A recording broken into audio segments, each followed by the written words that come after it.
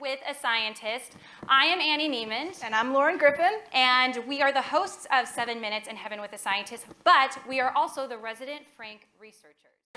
Sander, according to your research, how can we better communicate truth in a post-truth world and build trust on our issues?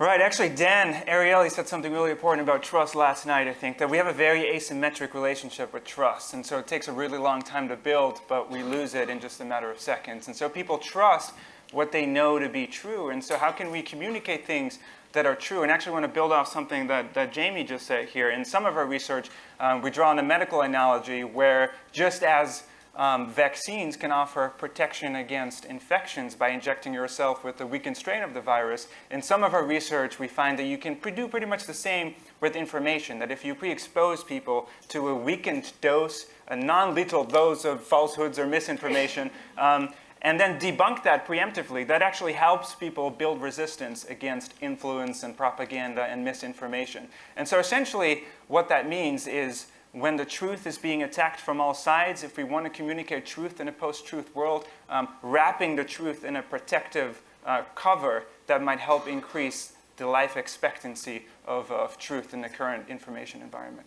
The paper was called the Conspiracy Effect, and the idea was that although we know a lot about the personality correlates of conspiracy thinking and how conspiratorial worldviews work in terms of the people who endorse these theories, what's less known is how we're all affected by being exposed to conspiracy theories on a daily basis. And so it's really about the influence process. If I briefly expose you to a conspiracy theory, almost you can think of it like a social contagion. Can you catch that sort of line of thinking, and how does that then influence your behavior and decision making about science and society? And so in the experiment, what we did is we had 3 different groups. One group was exposed to a conspiracy video about global warming. It was called The Great Global Warming Swindle. It was about a 2-minute video. Then another video was from the UN, which was a positive social change video, which was basically the opposite. And the third was a control group. And then we asked people some questions after. Of course, they did know they were participating in a study about conspiracy theories.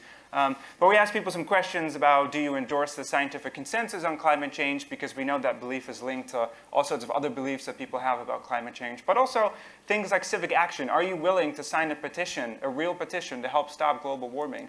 And we also thought about, well, maybe being exposed to a conspiracy theory in one domain could trickle down and influence other forms of behavior. And so we asked people about some general pro-social tendencies as well. And so what we found was that the conspiracy effect is real in the sense that those people who were in the conspiracy condition were significantly and substantially less likely to accept the scientific consensus on climate change. They were much less likely to sign a petition and actually enact social change and do something about it. But quite interestingly, they were also generally a bit less pro-social in the sense that being exposed to a certain line of thinking in one domain actually transfers to other domains as well. And so when you think of Donald Trump as the conspiracy candidate floating conspiracy theories about climate change, vaccines, fake news, exposing us all essentially to conspiracy theories on a daily basis, that really embodies the conspiracy effect.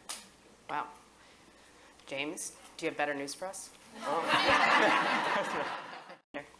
No, I agree in the sense that I think operating at the nexus between research and practice is really important. I was at a meeting not too long ago attended by the UN and some government institutes, but also companies like Facebook and Google, and they're all very concerned about the fake news situation. And one thing that struck me as really interesting is they said, oh, this inoculation psychological vaccine research, and this was Facebook talking about their new warning label system, and they were saying essentially what we're doing is trying to warn people in advance of fake news stories. And they were showing me this tool, and we were just talking about this at the research, and I think it's a very practical way of implementing some of these findings in the sense that what happens is that when you share a fake news story, what might happen is that you receive a warning before you share it that says, this source or this information hasn't been verified. Do you really want to share this or something like that? And I think with a lot of this, it's the fact that people are on autopilot. We reshare information without thinking too much about it.